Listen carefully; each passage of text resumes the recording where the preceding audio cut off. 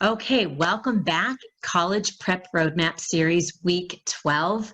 It is great to have you back, and I am very, very happy to be here. We are in our 12th week, which I cannot believe it's happened so quickly. And today's guest has been a guest and a friend of mine, and I've been thinking about this topic, the emotional impact that COVID-19 has had on our teens. This has been kind of stewing. And I know that a lot of different students have been affected by this pandemic on many levels. There's a wide range of emotions. Some students are fine with it, and other students just never connected with remote learning. They miss their friends, and the connections just weren't there. So it got them into a place where they need some support. So today's guest is actually a friend of mine, and we met a few years ago at the high school that I worked at. He provided support for our high school students, which was fabulous because unfortunately with budget cuts, we did not have that support for our students on the personal and emotional level. So Brandon Joffe is here today from Inspired Resolutions. And so happy to have him. He is just someone that is very comfortable and working with teens, and that's what he has done for 20 years. Brandon has worked with teens and their families, helping them with all the teenage issues and challenges. He has been a drug addiction counselor, and in 2016, he opened up a teen center where he continues to work with students in many different areas and different capacities. But the most important thing, it's the teenagers, it's the adolescents. You know, those adolescents, you think you know what they're thinking, and then geez, a week later, it's completely different. So again, Brandon, thank you so much for being a part of this. Yeah, I'm excited. Thank you for having me.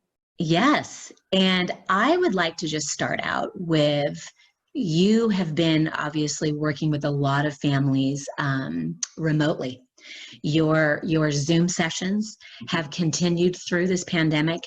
Thank goodness, because families and students needed that support. And I'd love for you to touch on what the students are going through and what 2 or 3 suggestions and advice that you can give parents who have children, adolescents that have struggled over the last 3 or 4 months. I think that would be very, very helpful. Yeah.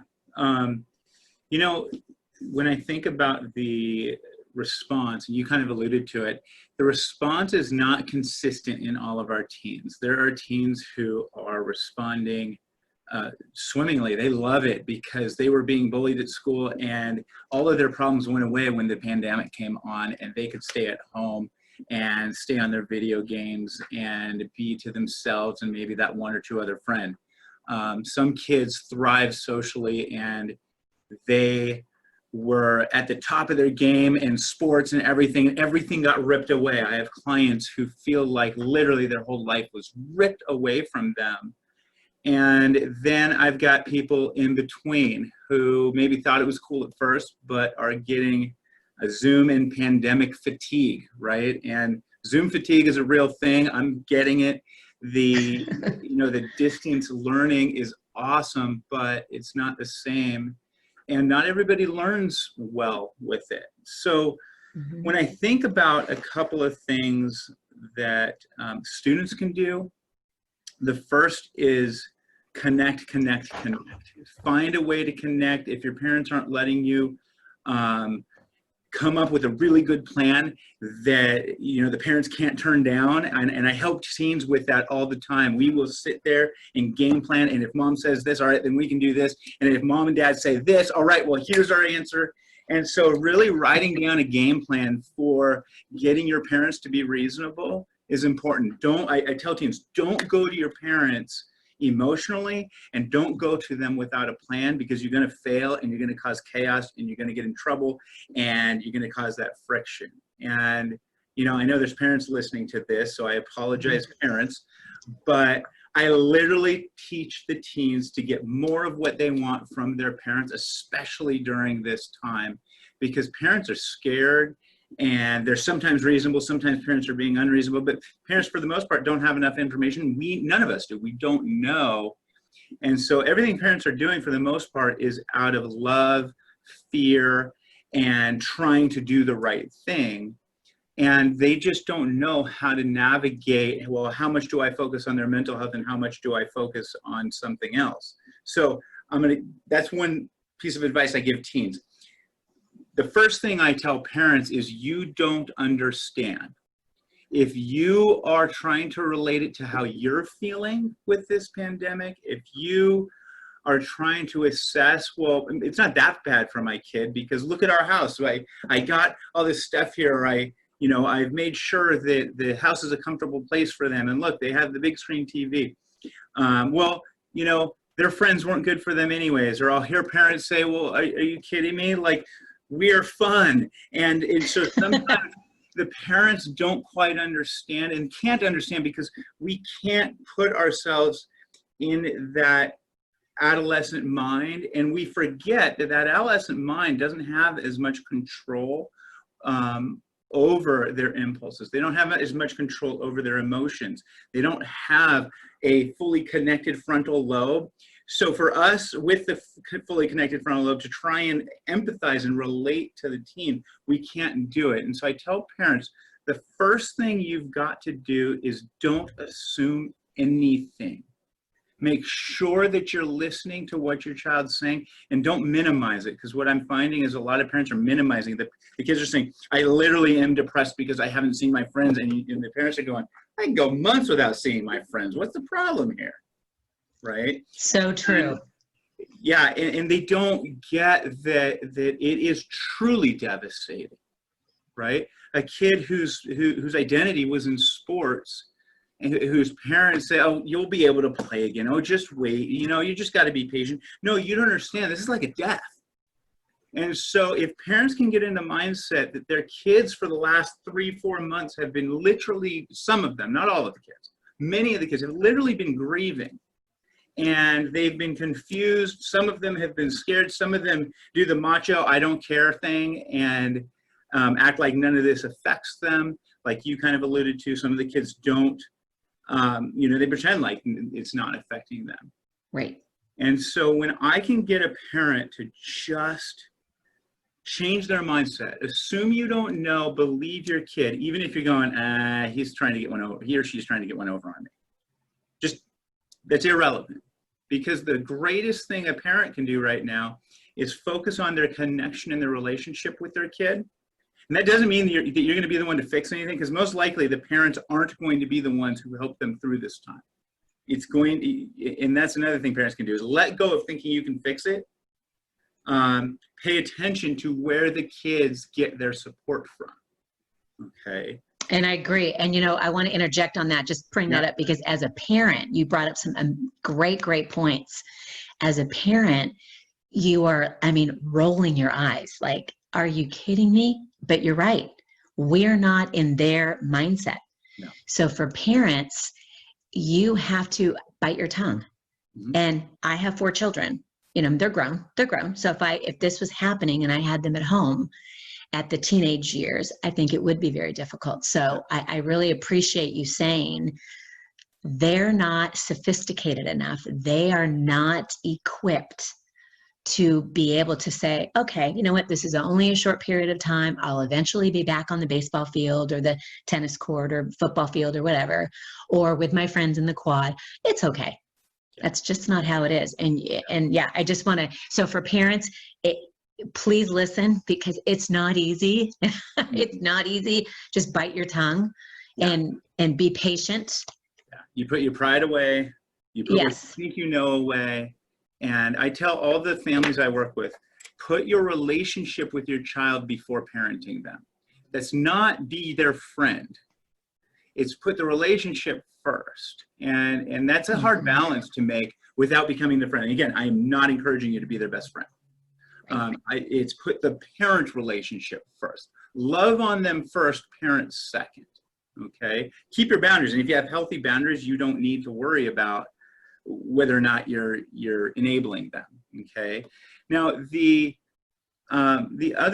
so for kids, the second thing that I kind of tell kids to do is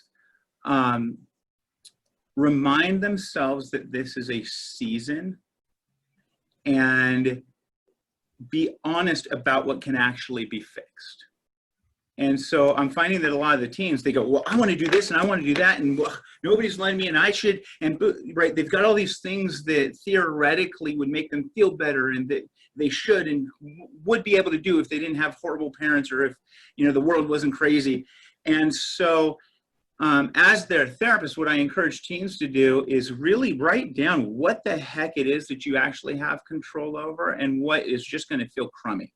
Because some of this is just going to feel crummy for a while. We can't fix it. They are going to have some, you know, really bad feelings and fear, and they're going to miss their friends. Now, right now, they're able to see their friends a little bit more. Things are kind of opening up. Right. And so for the teens, I think that it is so darn important that they take a step back and figure out what they actually have control over. And when I get a teen to do that, it's kind of wild, because you see this huge shift, right? You can see the relief when they let go of this thing that they've been trying to control. And these people, like their parents, and right, okay, I can't control this over here. Here's how I can connect with you. Here's what I do control. And this is going to sound terrible. Here's what I can get away with without anybody knowing type stuff. And but they start to problem solve, and helping them. It's that simple question. And a parent's not the one to bring this to them. You, me, somebody else needs to bring this question to them. But what is it that you control? And don't forget what you control. Put more focus on what you control, teen, than all these other things that you don't control. And it's great advice for a parent as well. Right? It's that simple message of only focus on what you control, not what you don't control. And I totally agree with that, because you will be hitting your head up against the wall wanting something to change when it can't right now, or you have no control of that. So if you just kind of come to peace and just let it run its course and work on that. Yeah. And I'll give you an example of how that's played out with a few of my clients. School has been a huge stress, and they seem to be going through, depending on the school they're at, going through this period of totally stressed out and thinking like there's no way I can do all my work, to, oh, I don't have to do anything because I'm just going to get my grades from before. And then it switches, they get stressed out. And so some kids have given up because they are just going to get whatever grades they're going to get. Some kids have given up because they don't do the distance learning thing very well. And so a couple of the teens, as they were going through that, I really encouraged them to relentlessly email their teachers, to make a list of everything that they've tried. I basically told them, look, even if you're not trying your hardest, make everybody think that you're trying your hardest by asking questions and logging and doing what you can to, at least on the face of it, make it seem like you're working hard. Now, I know that seems kind of shady on my part, but it's not, because when I'm able to get a team to do those steps, when they're actually bugging their teacher, when they're actually sending notes to the principal in one case, when they are trying to get their moms off their back, so they log all the time that they spent, you know, doing homework. What happens is, even if they're a little dishonest, they end up doing a lot more work than what they were doing. Right. But the other thing that happens that they've learned when they follow my instruction is they get adults on their side, and they get the adults that they're contacting to kind of give them breaks or want to go above and beyond to help them out. And so even if a kid thinks he or she can figure it out, I usually say, look, it's going to be in your best interest to be the one that they all are remembering and see and are hearing from. Don't get mean. Don't get nasty. Be polite. And sometimes I write the messages for them. But good. Keep in contact. Contact. And I think that's going to be important, especially because some schools aren't going to go back to normal for a long time. But school is the biggest stressor for teenagers right now, and then their social life, or lack of social life, is a real stressor. Well, and you know, the social component, you know, it's part of, you know, it's a part of the development, you know, developing into a young adult.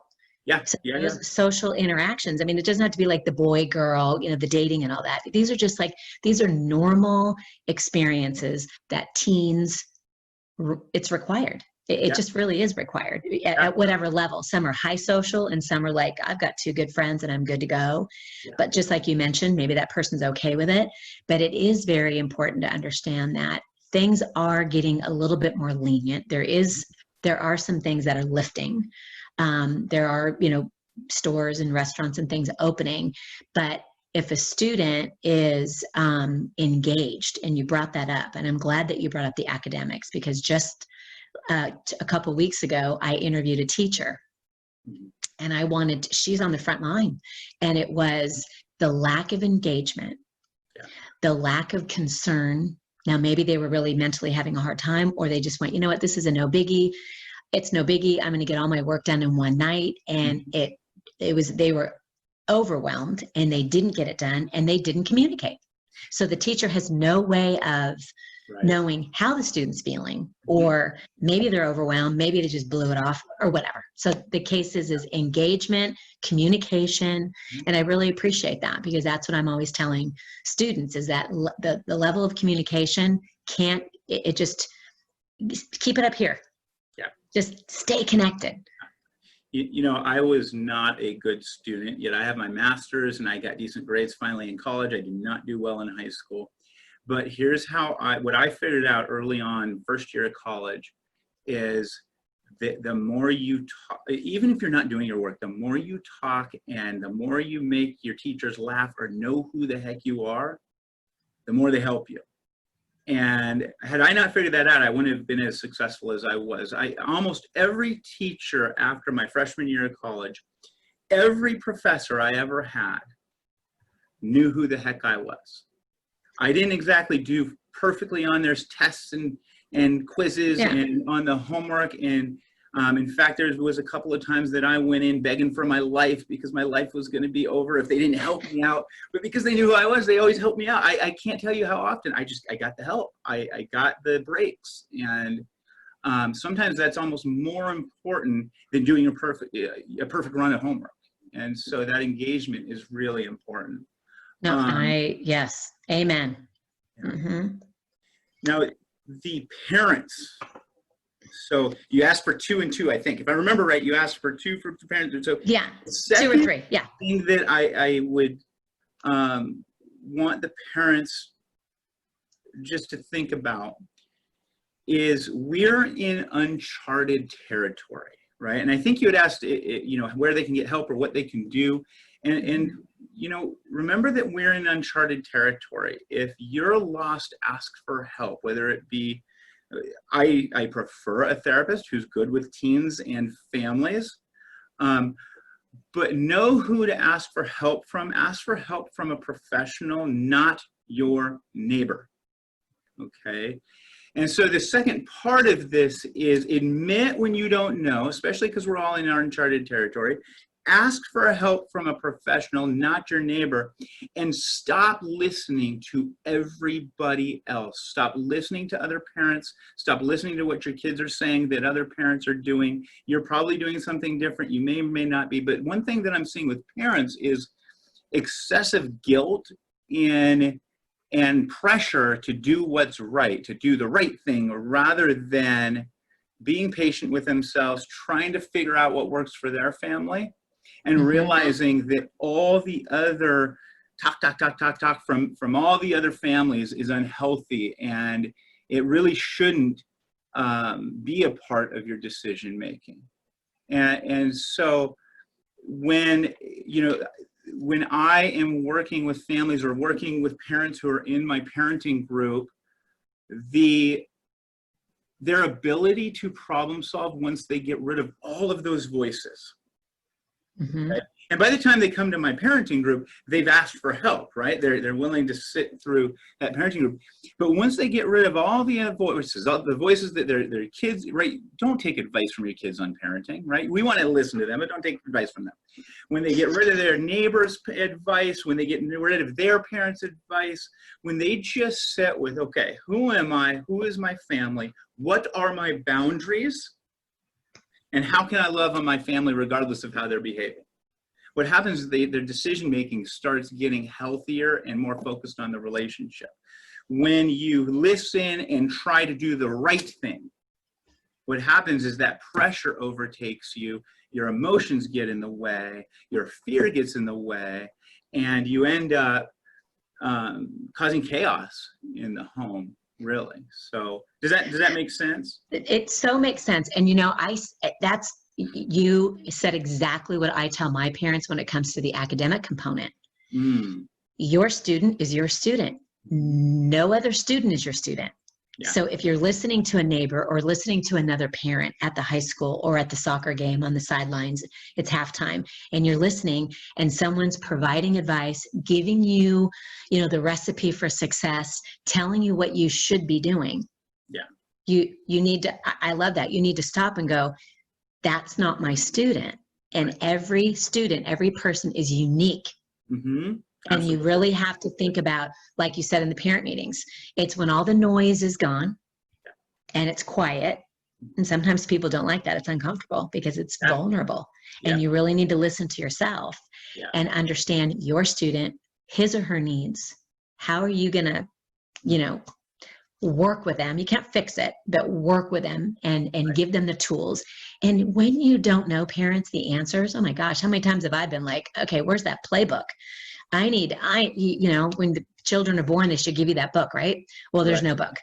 You need to just be okay with saying, I have no idea, and I need another tool in my toolbox. Yeah. And I'm going to go to a professional, not a friend or a neighbor or my nail person or the one that cuts my hair. That's It's just, right?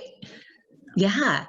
Yeah, my favorite is when parents bring into me what their kids' coach has said, what their own parent has said, and then what the nearest neighbor says all at once, and they're usually giving all the similar advice. And so this is what everybody's saying I should do. And I simply ask them, would you pay them what you're paying me for advice? And they go, no way. Okay, then let's stop listening to them.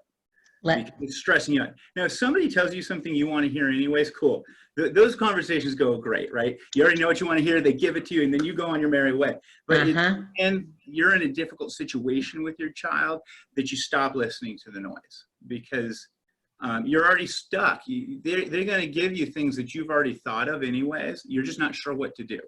And that's when it's time to ask for help from a professional. Yeah, absolutely. Now, Brandon, I want to chime in here, and let's talk about the teenager that knows how to mask their emotions and their feelings, suppress things. It's just a lot easier for them. It's been learned. It's been happening for a while, or maybe during these 3 or 4 months of the pandemic, it was caused by fear, and they just said, "Oh my goodness, I'm just not going to worry about it. I'm just going to do my homework," and just stuff that feeling.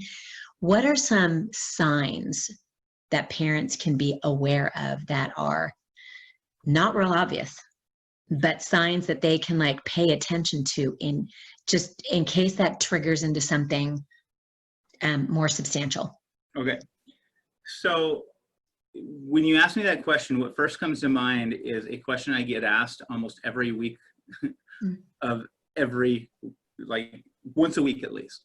Okay. And that's, how do I tell when my son or daughter is using drugs? Okay, now I know that's not what we're talking about, but that's kind of in essence, how do I know if they're depressed? How do I know if they're anxious? How do I know if they've been more affected than I thought they were? And then there's this whole other element. If they're good at hiding their emotions, or they're good at hiding what's going on, then parents start to freak out. Now here, I'm going to answer it first with what not to do, if that's okay. I know you want to know what to do, but I'm going to tell you what not to do.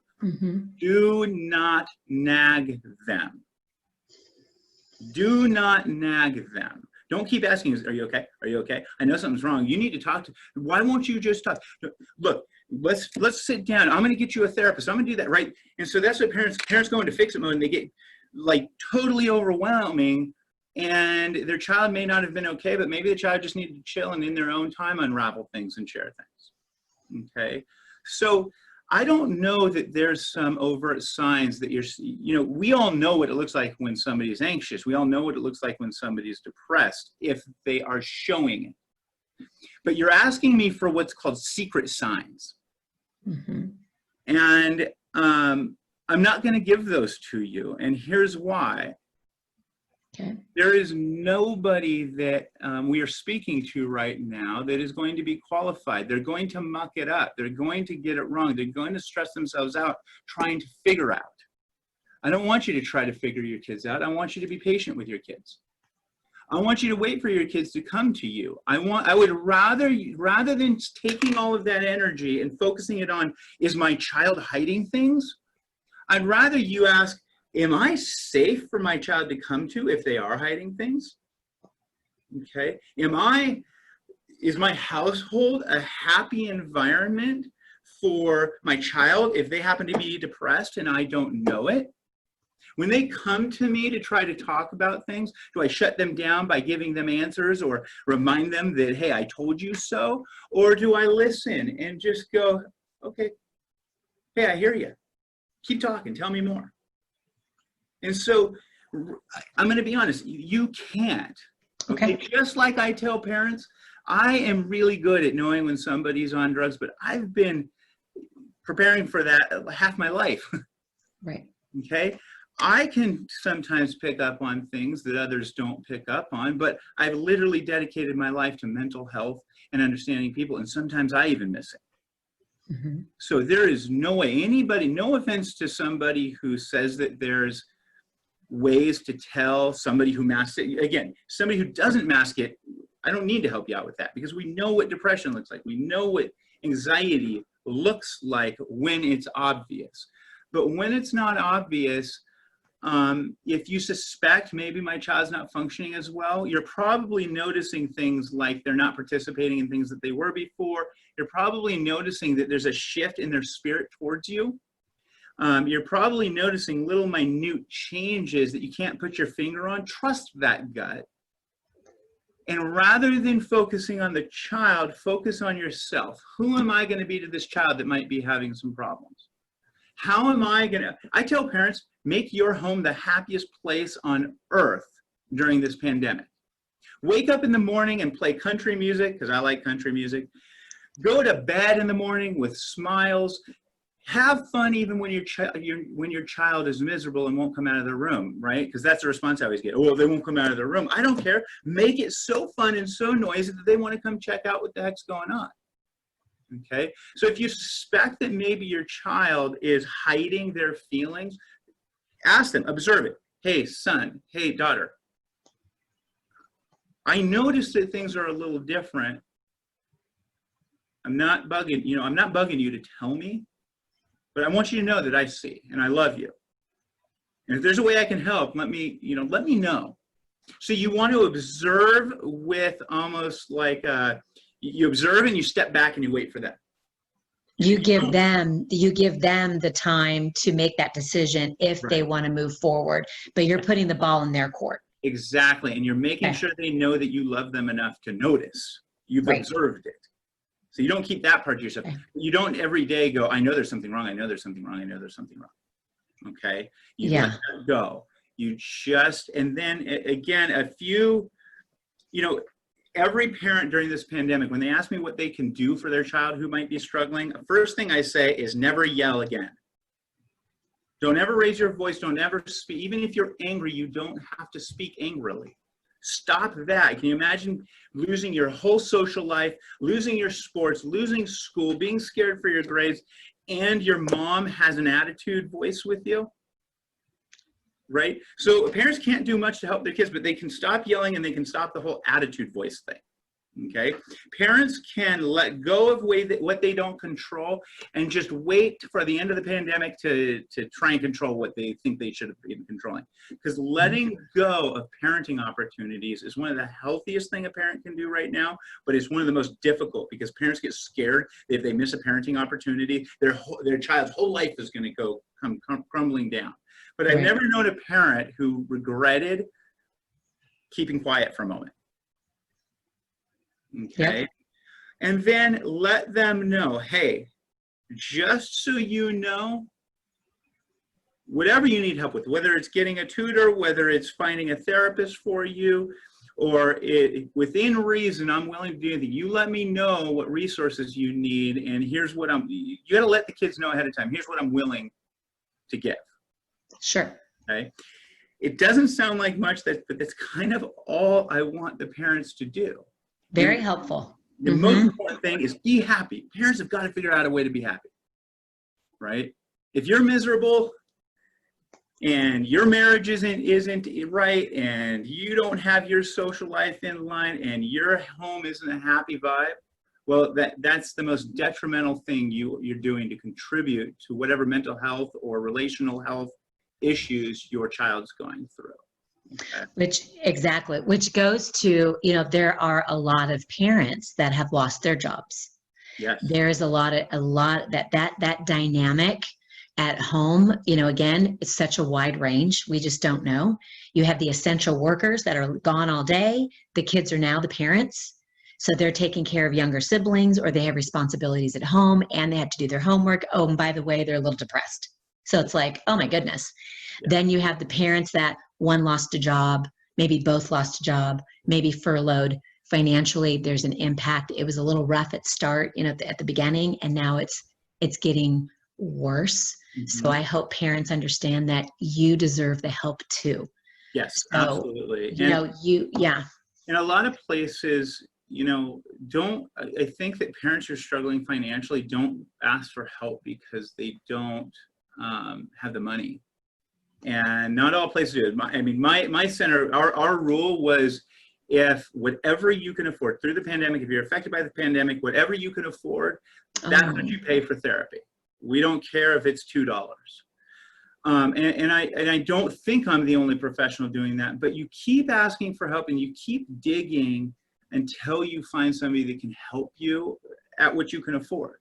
And don't be afraid to ask for breaks. Don't be afraid to tell your story and say, look, I know that your fee is this, but this is what I can afford and my family's a mess. And eventually you're going to come across a therapist who has a heart, right? I would think. So don't be afraid to don't let finances get in the way and make you afraid of asking for help. And if you get turned down once, don't stop asking. You will find somebody. Great advice. Thank you. Thank you so much that your center provides that, and that you understand where they're coming from, and that this is essential. Getting the help is essential to get that family back together, or just build their confidence. Absolutely. As a parent. I have a couple other questions. Yeah. I've been working with parents, and during this the last 12 weeks, I guess, the questions are very unique. Addiction. Now, I know that you have experience as an addictive drug counselor, addiction counselor. Students have been on devices ever since they've been, kind of forced out of the classroom and tossed at home doing distance learning. So their telephone is basically their primary device to communicate with their friends, as well as their computers.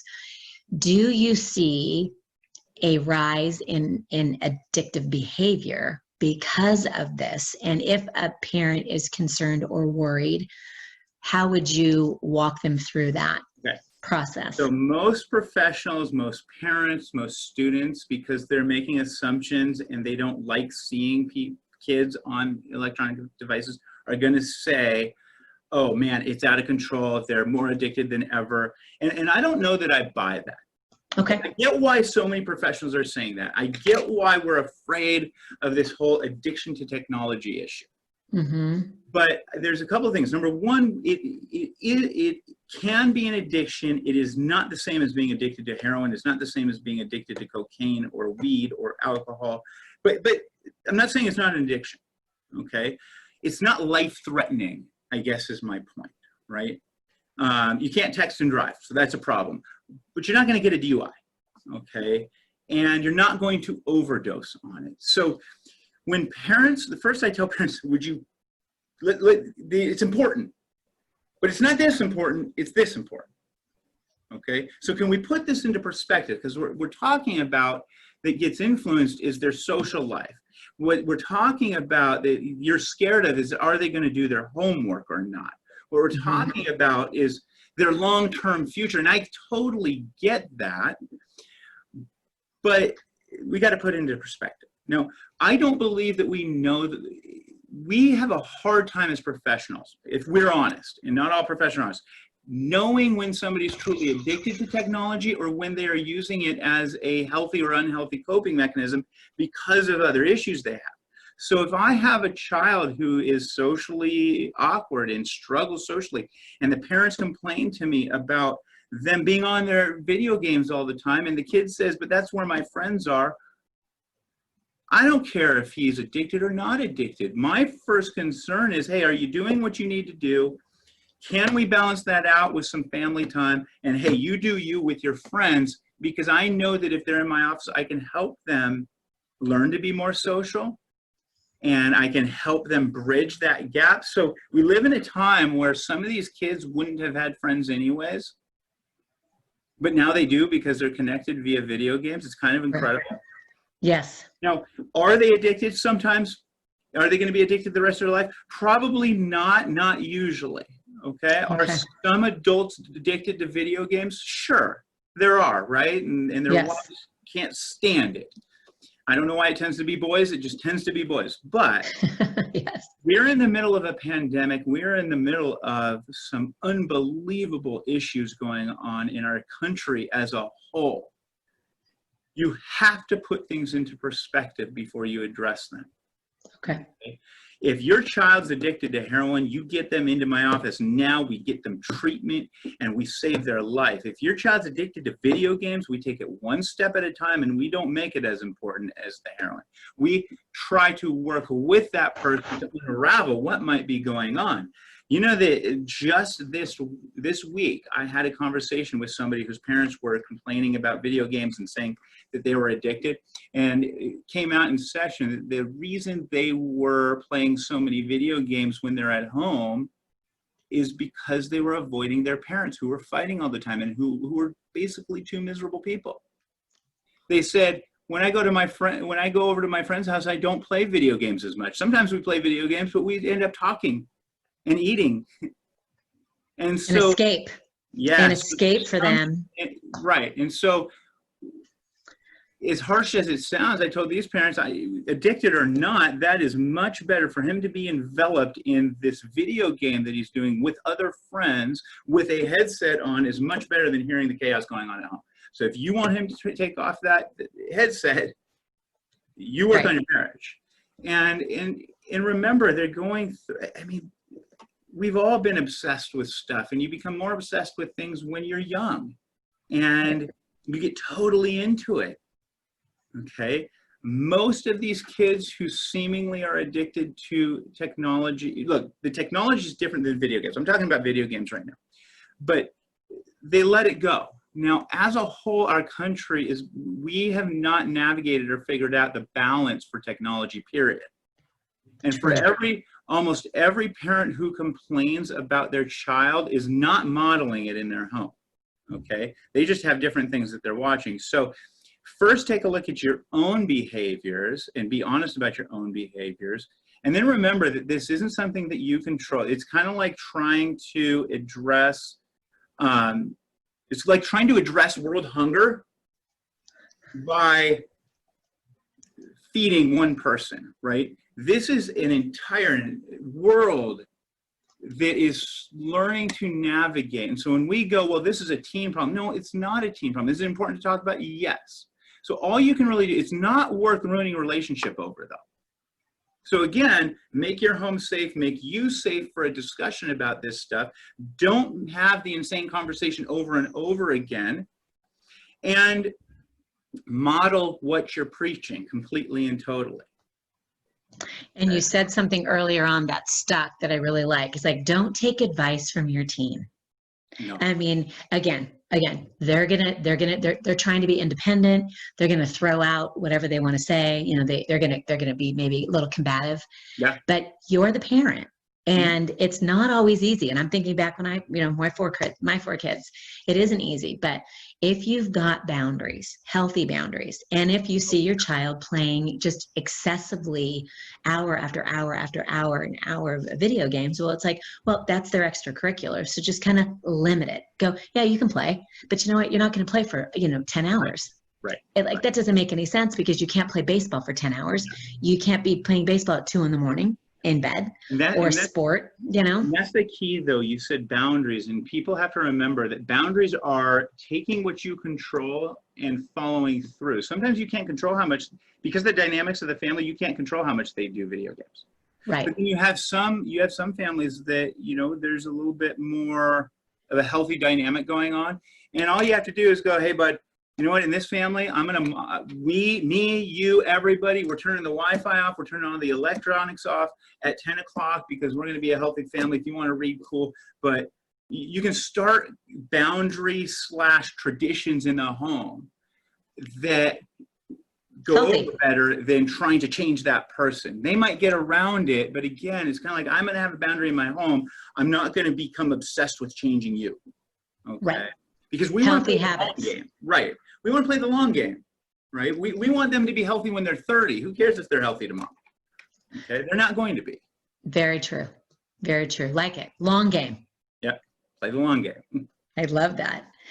And, a lot of times it's going back to the parent, during these, and I keep saying during the pandemic, because that's really kind of what we're addressing. Students that have had, some personal issues, mental health issues prior, before, it may have gotten worse, or they may have stayed the same if they're getting the help that they need.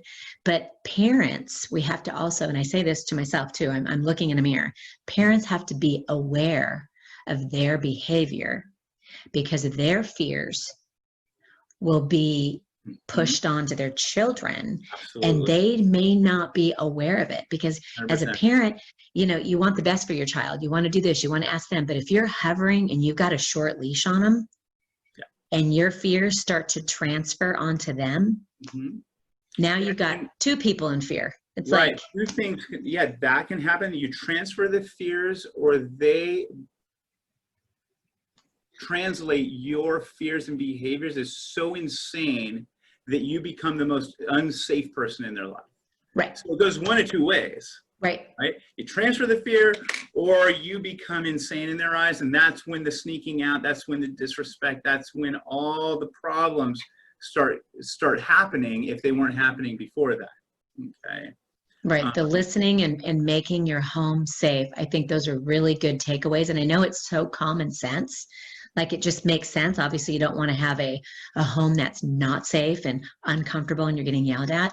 But I think we get caught up just in life, going to work, going to school, busy schedules. Nowadays versus 20 years ago, I mean, these kids are overly engaged with activities and whatever they're doing, that it does take a kind of a reset button and to reevaluate what's happening so that it is healthy. It's not perfect. No, I don't. Right. I don't have any perfect house. It's the vibe. It's not perfection. It's the vibe of your home, the consistent vibe of your home, the consistent vibe of you. Every parent thinks their home is safe, but I don't think many parents actually assess what that would look like for the teen. Right. It's safe through their lens of being an adult and what they want for their children. Right. You've got to become safe in the eyes of the teen and in the heart of the teen, and you can't force them to make you safe. Right. That's one thing you don't control. All you can do is behave in a way that attracts them. And that's a hard balance for people, especially when you have your own stuff going on that maybe you're not addressing. Right. So before you sometimes for some of the parents that are listening to this, before you get your child help, you need to get yourself and your marriage help first. When you have a happy marriage and you have two happy adult individuals, that's the key, happy, okay? Yeah. Not, I said I'm happy. The child has to think that you're happy, okay? Just because you say you're happy doesn't mean anybody else thinks you're happy. So you have to seem happy. You have to look happy. You have to act happy. And that's probably the most powerful thing and resource that parents can give their children, especially during this time. No, that's a great, that kind of puts the bow on it, right? It's like Mhm. what we've said, and it's like that is where it starts. And we as parents have that control. Yes. We can get Yes. there. And you know what? If you're not there yet, we get it. It's okay. But that's why this episode I think is so powerful and it's so important. It's going to touch so many different families. Now, Brandon, what I'd like to talk about is inspired resolutions. Like what services are available. We are coming from California. We're in California, but the beauty, there's a plus. There is a plus of this pandemic. A lot of resources a lot of resources are also remote. Yep. So you can get various services, through a Zoom call. And like you said, you continued through the pandemic serving students and their families, which I love it. And I have always worked with families via Zoom for many, many years. It's just more comfortable. It's easier for the student. They're in their own home. They're in their kitchen, and we're talking about college and high school and all that good stuff. So if you could just share what services you have, and then one note is all of the information that we discussed today, contact information for Brandon, any tips, strategies will all be in the comment section. So you can refer to that because this will be posted on College Prep Roadmap, and viewers can watch it whenever, as many times as they'd like. So if you could just share with us about inspired resolutions. Thanks. So inspired resolutions, nobody that works for me isn't good at working with teens. So while we deal with an array of things, addiction in adults, we all are experts in working with teens. And we have a parenting group. It's called Hope for Parents with Struggling Teens. So if you have a teen, if you're a parent with a teen or a parent with a 20-something-year-old, check out the group. It's every Monday from 7 to 8:30, and that's a free group. We also have a free young women's group that we run, and all of this is via Zoom, and we're going to keep it via Zoom even when we're in person. We're going to continue to do both. So that's one benefit. All of our services will always be available now via video conferencing and Zoom. We have anger management. We've got a really cool anger management program that we're going to be launching soon. We've always had anger management classes, but we've got a full-blown program with various tiers that's going to be available. It's not quite available. But we've got a specialist who focuses on young kids and eating disorders. We've got a guy, a gentleman, Kevin, who has proven to be outstanding with all teens, but especially self-esteem stuff. And then we have a therapist for pretty much everybody. There's 5 of us, and we make sure to match you up with, whoever is best for you. But all of our services are available on Zoom right now. We're slowly letting people in, and the free groups, every person that works for me has to do at least one free service for the community. And so we've actually got a couple therapists who need a new free service for the community because of the pandemic. But so that's where our heart really is trying to bridge that connection where people maybe aren't ready for therapy, but they want to stick their toe in the water. And that's where some of our free services come in. Okay, so that was the one thing that I really appreciated when you and I met, because you were looking to provide a free service in the community, and you contacted the school that I worked at. And that meant a lot to me, because yes, you can have a team center, yes, you can have a service, you can provide this and that, but in order to really connect with the community, it's giving those free resources. And like you said, some parents aren't ready. They're too vulnerable, they're ashamed, they're whatever feelings they are feeling. It gives them that opportunity to put their toe in the water. I love that.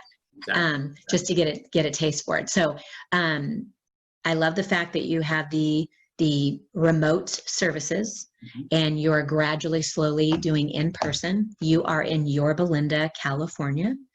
And the best way to contact you would be through your email or phone. What would you prefer? Yeah, through my email, or if you go to the website, there's a contact form on the homepage as well. So fantastic. Either email or that contact page.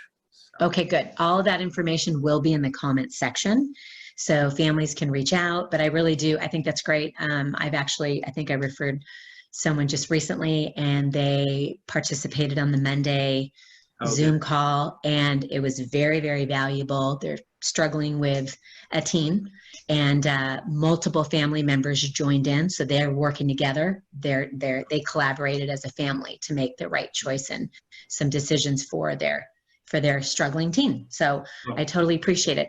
Any last words before we sign off? Any last message or advice? Don't try to be perfect. Just forgive yourself, forgive your teens, take it slowly, and like I said earlier, play the long game. Play the long game for them and for you. So awesome. Again, College Prep Roadmap Series, week 12 with Brandon Joffe. Thank you, Brandon, so much. This was exactly what I think parents need to hear. Great reminders, great advice, and the fact that no one's perfect. Just get the help when you need it, and don't assume that you can take on this big, nasty, scary role. Absolutely. Yeah. Right? Great. Okay. Thank you so much. Have a fabulous weekend, and we will talk. Okay, great. Take care, everybody. Bye-bye.